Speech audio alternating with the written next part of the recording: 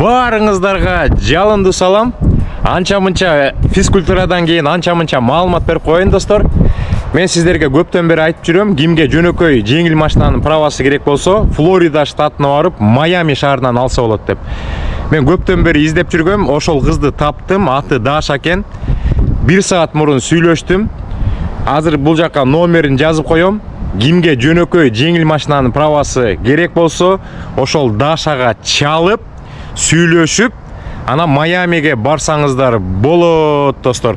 Даша айтат, бул официалдуу түрдө 1 күндө алып беребиз дейт. Эртең менен келесиңер дейт, кечинде праваңарды алып кетип каласыңар дейт.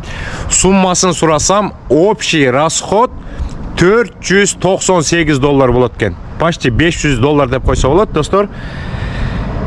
Биринчи чалсын дейт, убары болбой.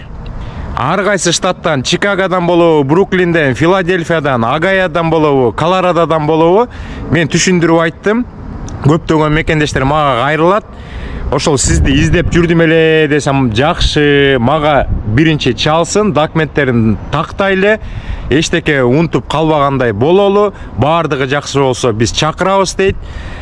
Адрестин баарын беребиз дейт, достор. Ошон үчүн мен азыр ушул жерге жазган телефонго чалып, Даша менен сүйлөшүп, жөнөкөй жеңил машинанын правасын 1 күндө $498 алып аласыздар. Дагы системага киргенден кийин Чикагода же Бруклинде жашасаңыздар, 1 айдан кийин ошол штатка котортуп алсаңыздар болот.